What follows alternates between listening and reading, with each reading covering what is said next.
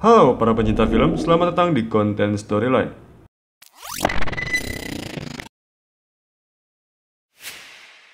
Kali ini saya akan menceritakan sebuah film bertema thriller lagi. Di sini ceritanya ada sepasang suami istri yang baru pindah ke rumah barunya. Baru juga 2 bulan kepindahan mereka, rumah baru mereka ini udah kerampokan lagi. Namun para perampok ini ternyata memiliki riwayat penting dengan orang yang memiliki rumah itu. Seperti apa ceritanya? Sebelum masuk ke pembahasan, boleh bantu share dan subscribe channel ini sebagai bentuk support kalian dan biar channel ini bisa lebih berkembang lagi. Para pecinta film, inilah Intrusion. Di sebuah tempat yang indah di rumah yang mewah, hidup sepasang suami istri yang baru pindah ke rumah barunya. Wanitanya bernama Mira dengan suaminya bernama Henry. Mereka ini baru 2 bulan berada di rumah itu. Rumah mewah ini dirancang sendiri oleh Henry yang merupakan seorang arsitek, sedangkan Mira merupakan seorang konselor. Malam itu mereka punya rencana makan malam di luar karena mereka hidup di kota baru, jadi mereka pengen nikmatin waktu mereka di luar, nggak di rumah terus. Nah, singkat cerita, makan malam mereka berjalan sangat asyik dan romantis, mereka pun pulang.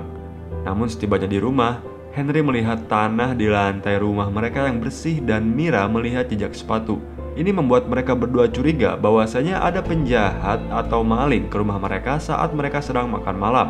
Mereka lalu melihat ke ruang tengah dan ruang kerja Henry yang berantakan hebat. Mira pun jadi nggak tenang hari-harinya. Terlihat di esok harinya Mira kayak kurang fokus saat ngobrol sama kliennya. Lalu Mira menemui seorang dokter karena Mira menemukan benjolan di sekitar payudaranya dan hendak berkonsultasi sama dokter itu. Tapi untungnya dokter ini mengatakan bahwa benjolan yang ditemukan Mira itu nggak berbahaya. Si Mira ini khawatir karena dulunya dia punya kanker, tapi udah sembuh. Nah, di rumah si Henry kedatangan seorang petugas polisi yang meminta kesaksian Henry atas kejadian yang telah menimpa rumahnya. Di sini Henry mengatakan bahwa laptop dan 2 ponselnya hilang. Ya, kesaksian biasalah, gak ada masalah apa-apa. Setelah itu Henry memutuskan untuk memasang kunci rumah yang canggih dan lampu sensor gerak di luar agar rumah mereka bisa lebih aman lagi.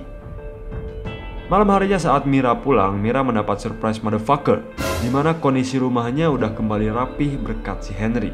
Dan ini membuat Mira agak lega lah, sedikit tenang. Ada sedikit masalah di sini antara mereka. Henry melihat ke berkas rumah sakit di tas miliknya Mira. Nah, di sini si Henry khawatir kalau misalkan si Mira ada apa-apa. Nah, tapi si Mira ini cuma memastikan semuanya baik-baik aja, nggak ada masalah.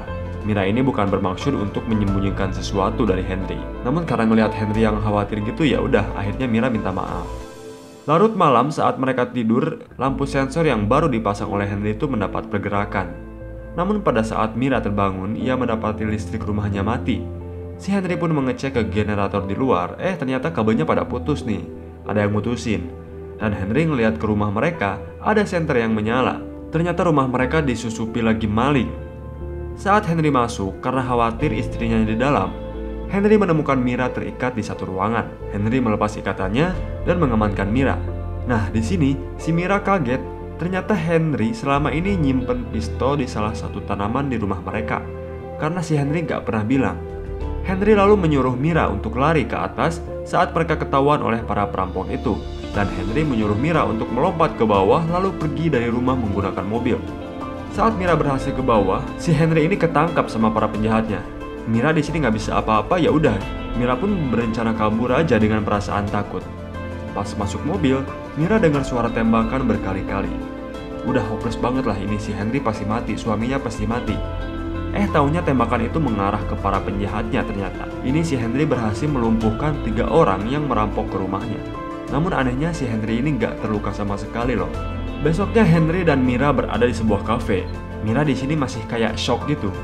Udah mah dia dihadang 3 penjahat dan sekarang tahu suaminya sesadis itu dengan pistol yang dia rahasiakan. Cuman si Henry ya meyakinkan itu untuk jaga-jaga aja. Karena kalau dia ngasih tahu Mira dia punya pistol, Mira pasti nyuruh dia buat ngebuang pistolnya. Nah, di kafe ini mereka janjian sama polisi yang sebelumnya nanyain Henry. Ditambah 1 orang detektif sekarang. Nah, mereka yang datang semalam tuh ternyata keluarga, semuanya anggota keluarga, yang berasal dari Eagle Point. Eagle Point itu nama jalan ya. Nah, mereka yang datang ke rumah Henry ini pernah menjadi diduga tersangka atas hilangnya salah satu putri mereka sendiri yang bernama Christine. Kondisi para penjahatnya ini sekarang si bapaknya selamat, dan sekarang berada di rumah sakit Saint Mary's, sedangkan yang lainnya anak-anaknya pada mati. Singkat cerita, malam harinya Mira dan Henry di rumah. Malam itu Henry hendak pergi belanja untuk keperluan pesta syukuran rumah mereka. Mira di sini aneh lah. Si Henry ini kok masih mau ngadain pesta? Terus Henry ini bilang ya dia pengen hidup normal aja, pengen hidup bahagia sama istrinya. Gak mau dihantui rasa takut, jadi dia pengen menganggap seakan-akan semuanya gak ada apa-apa. Henry pun menenangkan Mira, karena Mira ini ngerasa ketakutan banget. Pokoknya Henry ini ngeyakinin Mira deh buat tenang, karena Henry akan ngejaga Mira terus. Akhirnya Henry pun pergi. Nah, si Mira ini ngelihat dompet milik Henry ketinggalan. Mira nyoba nelpon tapi gak diangkat-angkat. Gimana nanti si Henry mau bayar belanjaannya kalau dompetnya ketinggalan? Akhirnya Mira pun menyusul Henry. Tapi di saat Mira ngeliat mobil Henry, si Henry ini belok ke arah rumah sakit Saint Mary's. Pas mau dia ikutin, sayang si Mira ini malah hampir tabrakan, jadi kehilangan jejak si Henry deh. Nah, singkat cerita Mira pulang dan Henry udah ada di rumah. Mira pun mengatakan bahwa ia hampir tabrakan karena mau nyusul Henry, mau ngasih dompetnya. Terus nanyain Henry kenapa dia malah belok ke arah rumah sakit. Si Henry ini beralasan dia lupa katanya, lupa belok. Terus masalah belanjaan katanya si pemilik tokonya ini baik, ngebolehin Henry bayar nanti aja karena dompetnya ketinggalan. Sedikit curiga namun ya alasannya masuk akal sih. Dan Henry gak kelihatan mencurigakan juga. Mira pun gak banyak berpikir lagi. Esoknya si Mira ini di tempat kerjanya masih kayak banyak pikiran gitulah. Masih trauma juga sama perampokan di rumahnya. Terus pas dia mau pergi, ada satu temennya yang ngucapin prihatin lah karena katanya pesta yang diadain sama Henry itu dibatalin. Ini temennya tahu karena undangan pestanya tuh undangan online. Tapi di sini si Mira nggak tahu kalau misalkan pestanya di cancel. Dia pun nanyain ke suaminya. Katanya suaminya ini khawatir sama Mira. Jadi dia lebih mikirin ketenangan istrinya. Perhatian lah pokoknya. Nah, sebelum pergi si Mira ini dihampiri polisi yang sama kayak sebelum-sebelumnya. Polisi ini ngasih tahu soal perampok yang datang ke rumah Mira kemarin-kemarin, yang dirawat di ICU. Nah, sekarang dia tuh udah meninggal kemarin malam. Padahal kondisinya udah membaik. Polisi ngabarin ini biar si Mira merasa aman, gak akan ada lagi perampokan. Namun si Mira di sini malah agak curiga, karena waktu kematian perampok itu adalah waktu ia ngejar suaminya. Kebetulan dia lagi pakai mobil suaminya, dia pun mengecek ke riwayat lokasi yang dikunjungi suaminya. Tapi nggak ada tuh riwayat lokasi kalau Henry udah pernah ke rumah sakit. Si Mira ini malah nemu Eagle Point, Jalan Eagle Point. Dimana Eagle Point ini adalah alamat keluarganya Cobb alias keluarga perampok. Mira pun pergi ke alamat itu. Mira tiba di rumah para perampok dan menemukan satu amplop bekas dengan logo arsitek milik suaminya. Ia pun bawa amplop itu, terus ia keluar ngelihat ke kotak surat dan menemukan sebuah handycam. Saat ia hendak pulang, ia sempat dihadang oleh orang misterius di daerah sana. Karena orang ini curiga sama apa yang Mira lakuin. Ketambah si orang ini pernah ngelihat mobil yang sama ada di sini juga. Padahal si Mira baru kesana pertama kali. Namun Mira berhasil menghindar dan Mira pun pulang. Di rumahnya ia mengecek isi dari rekaman di handycam yang ia temukan. Namun sayang karena handycamnya udah jelek, jadi rekamannya ini agak rusak. Mira pun lalu memutuskan untuk memesan handycam yang sama. Setelah itu, Mira menuju ke ruang kerja suaminya. Dan benar, emang logo di amplop itu sama kayak logo milik suaminya. Mira pun melihat-lihat lagi ke semua laci sampai ia menemukan sebuah flash disk dan ia memeriksanya. Mira menemukan foto-foto pada saat rumah itu masih dibangun, rumah rancangan Henry. Nah, ternyata tukang kulinya itu adalah Dylan Cobb alias si perampok yang datang ke rumah Henry dan Mira kemarin-kemarin. Namun saat Mira ingin melihat-lihat lagi, dia harus terhenti dan membawa flash disknya saat ia ngedengar suara mobil yang datang di rumahnya, yang itu adalah si Henry. Henry awalnya sempat ngelihat ruang kerjanya tuh lampunya nyala, cuman gak ada kecurigaan apa-apa. Saat ditanya-tanya pun Mira bilang kalau ia hendak bersihin ruang kerja Henry aja. Cuman ya ternyata kamarnya udah rapi, jadi dia keluar lagi, gak ngelakuin apa-apa. Nah, di malam saat mereka tidur, Mira kebangun dan mengecek lagi flash disknya si Henry. Di sini dia ngelihat foto Dylan Cobb sama Christine anaknya itu kayak nggak ada masalah apa-apa. Mereka kelihatan kayak bapak sama anak yang bahagia lah. Mira lebih yakin ada yang salah, tapi bukan dari keluarga Cobb-nya. Besoknya ia hendak menemui polisi untuk mengungkapkan kecurigaannya. Namun saat ia menerima telepon dari temannya, Mira melihat mobil polisi datang membawa orang misterius yang berada di jalan Eagle Point. Orang yang sempat menghadang si Mira pada saat ia ngebawa handycam di kotak surat. Ngelihat itu, si Mira di sini nggak jadi ngomong ke polisinya. Mira belum yakin sepenuhnya mungkin.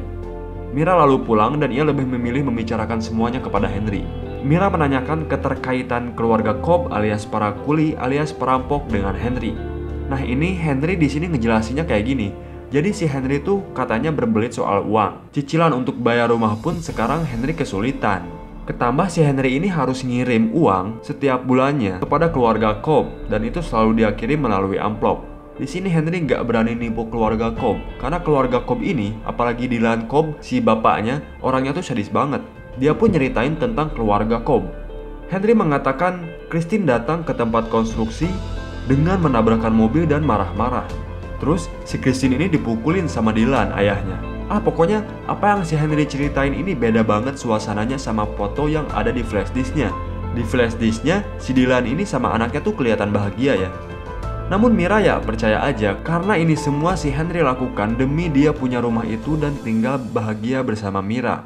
Yang padahal katanya sekarang kondisinya tuh udah surut banget ekonominya. Ketambah sekarang si Henry ini ke keluarga Dylan Cobb udah gak pernah bayar lagi. Makanya keluarga itu ngebobol rumah mereka. Nah esok harinya suasana si Mira ini udah agak baikan, udah happy lah. Si Mira di sini malah ngajak Henry buat ngadain pesta di rumahnya. Singkat cerita malam hari tiba, pesta dimulai. Bukan pesta meriah ya, kayak kumpul-kumpul dengan kerabat gitulah. Nah saat mereka menikmati pestanya, tiba-tiba Mira melihat berita yang mengabarkan orang misterius yang ia pernah temui di Eagle Point terlibat kasus adu anjing. Bukan kasus hilangnya Christine Cobb alias putrinya Dylan. Nah ini otomatis bikin Mira mikir ke dugaan terakhir. Pertama, pada kasus kehilangan Christine Cobb ini, Dylan dan anaknya kelihatan happy banget di foto. Jadi gak mungkin Dylan pelakunya. Terus sekarang si orang asing di Eagle Point ini ditetapkan menjadi tersangka adu anjing, bukan tersangka kasus hilangnya Christy. Otomatis sekarang yang dicurigai sama si Mira ini adalah suaminya sendiri alias Henry. Mira dengan handycam barunya yang ia beli hari-hari ke belakang, dia melihat lagi rekaman Dylan Cobb. Nah di sana si Dylan bilang kalau kehilangan putrinya tuh karena si berdebah Henry. Dan bukti-buktinya ada di ruang kerja Henry. Karena saat Dylan nyari ke rumah Henry dengan membawa anjing, itu anjingnya ngegonggong terus ke arah ruang kerja. Mira pun kembali mengecek ke ruang kerja Henry saat Henry lagi nikmatin pesta sama teman-temannya. Mira di sini menemukan sebuah buku, di mana buku ini merupakan buku konsep rancangan rumahnya Henry. Nah, di sini Mira ngelihat perbedaan antara rancangan dengan rumah yang sudah jadi. Dan perbedaan ini adalah Mira menemukan sebuah tombol yang gak ada di rancangan. Dan ketika Mira menekan tombol itu, tembok di ruang kerja Henry ini membukakan sebuah pintu rahasia. Ini dilihat Henry dari lantai bawah karena Henry ngelihat lampu ruang kerjanya menyala. Nah lalu Mira menuju ke pintu rahasia itu dan ia tiba di tempat yang lumayan gede nih. Dengan satu orang sedang disekap yang ternyata itu adalah Christine Cobb. Ternyata Henry selama ini menyekap anaknya Dylan. Dan ternyata emang Dylan selama ini bukan niat mau maling ke rumah Henry, tapi mau nyari anaknya. Nah Mira mencoba menenangkan Christine, namun tiba-tiba si Henry muncul. Ternyata emang dasar si Henry ini psikopat. Dia mengatakan kalau dia emang suka aja sama apa yang dia lakuin. Nyekap orang di ruang rahasia tuh ya emang kesukaan dia ternyata. Mira di sini mencoba memanggil 911, namun Henry berhasil menghentikannya dan mengikat Mira meninggalkannya di sana bersama Christine. Henry ke atas dengan alibi kepada teman-temannya. Secara halus ia mengusir teman-temannya. Akhirnya terkuaklah sosok Henry yang sebenarnya tuh kayak gimana. Nah, kembali ke bawah, Mira berhasil melepas ikatannya dan dia melepaskan ikatan Christine. Mereka pun berdua mencoba sembunyi lalu kabur saat Henry kembali. Namun sayang karena keamanan di rumah itu yang canggih yang udah dirubah oleh Henry dengan menggunakan kuncinya hanya bisa diakses menggunakan handphone milik Henry. Jadi Mira dan Christine ini gak bisa kabur. Sampai akhirnya mereka sembunyi namun ketahuan Henry memukul Mira sampai pingsan. Lalu Henry menyeret Christine kembali ke ruang bawah tanah. Namun tak lama kemudian Mira tersadar lagi. Di bawah, saat si Henry akan menyiksa Christine dengan tongkat baseball, Mira datang memukul kepala Henry hingga berlumuran darah. Mira lalu membawa Christine ke atas, mereka berdua pun selamat. Nah, setelah kejadian itu, beberapa hari ke depannya scene memperlihatkan seisi rumah Henry yang kosong sekarang dengan perabotannya yang diangkut oleh Mira ke sebuah truk. Dan rumah itu sudah dikasih plang terjual. Sepertinya Mira ngejual rumah itu. Truk yang membawa barang-barang Mira tadi pergi, film pun berakhir. Lagi-lagi film dengan plot hole yang besar. Padahal ini cukup bagus ceritanya, cuman eksekusinya kayak kurang aja ya, kayak nanggung gitu. Gak diceritain gimana nasib si Henry, apakah dikurung di ruang bawah tanah, atau dia ditangkap polisi, atau dia berhasil kabur. Terus juga kirain yang bakal ngebongkar ini semua tuh si polisi, yang di awal kayak punya peran penting ini si polisi ini. Taunya cuma sekedar informan doang. Tapi ya, terlepas dari itu semua, film-film dengan plot twist ini memang rata-rata bagus sih. Itulah alur cerita film Intrusion. Jangan lupa hit like dan share kalau kalian suka sama videonya. Subscribe channel ini sebagai bentuk support kalian dan biar gak ketinggalan konten storyline yang akan datang. Thanks for watching. Sampai jumpa di storyline berikutnya.